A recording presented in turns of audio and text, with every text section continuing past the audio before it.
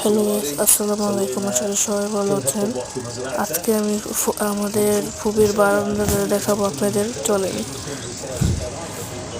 ওকে, বৃষ্টি নামে দেখি। আমি পুরো শখ খেয়ে গেছি, দেখি বৃষ্টি নামতেছে।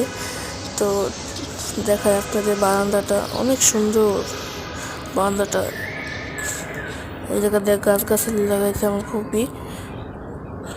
এদের তার এই ফুপির বাসার সামনের বাসা। এই যে এই গাছটা আমি কিনে দিয়েছিলাম ফুপিকে, ফুপি লাগাই দিছে। গাছে মরিচও ধরছে, কালকে রাত্রেও খাইছি আমরা। অনেক ঝাল।